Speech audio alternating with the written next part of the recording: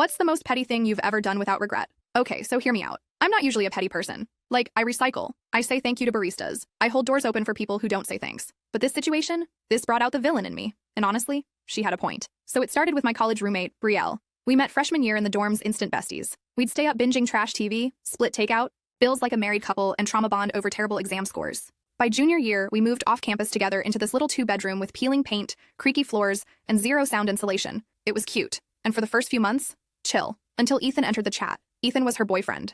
Tall, loud, smelled permanently like gym sweat and cologne marketed to teenage boys. He was the kind of guy who thought saying facts after his own opinion made it true. And unfortunately, he was always there. At first, it was just visits. Then sleepovers. Then suddenly he had a drawer. And a loofah hanging in the shower. I started coming home to his shoes by the door. His shaker bottles in the sink. His obnoxiously loud TikToks echoing through the apartment while I tried to study. I politely asked if he could keep it down one night before my midterm. And he goes, maybe don't take classes that stress you out. Excuse me? Sir? This is biochem. Not a choose-your-own-adventure elective. And Brielle? She laughed. Told me I was being tense. Suggested I sleep with a fan on. Like I'm supposed to white noise my way through Ethan's morning bench press grunts. The tension just kept building. I was tired, hungry, worn down from weeks of pretending I wasn't about to scream into a pillow. Then came the breaking point. I had one thing to look forward to after a brutal Thursday.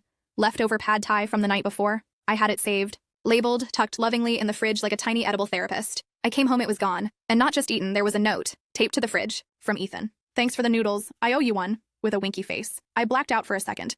Came to with my hand gripping the fridge handle and murder in my heart. Now, small important fact, Ethan was obsessed with his protein powder. This big obnoxious tub that he treated like a Fabergé egg. Premium, imported, grass-fed Himalayan yak isolate or something. So I got an idea. Not violent, not criminal, just strategic. That night, while they were out, I opened the tub, took a spoonful of plain white flour, mixed it in carefully, perfectly, closed it like nothing happened. A few days later, he starts complaining. Babe, this mix feels weird. It's clumping. It's not the same texture. He blamed the milk, bought a new shaker, switched to oat milk, hand whisked it like he was doing a science experiment. I waited, then did it again. A little more flour, smoothly stirred, sealed it back up. Every time he replaced the tub, I repeated the process. Just enough to mess with him, never enough to be obvious. He started thinking he was cursed. He even tried filtering it through a strainer at one point. Meanwhile, I'm in the corner eating my pad thai untouched, watching this man spiral into a full-blown blender bottle existential crisis. It went on for 3 weeks, until he cheated on Brielle with a girl from his econ class and the whole relationship imploded. I handed her tissues. She goes, I just feel so dumb, like even his protein powder turned against him. I nodded gently and said, yeah,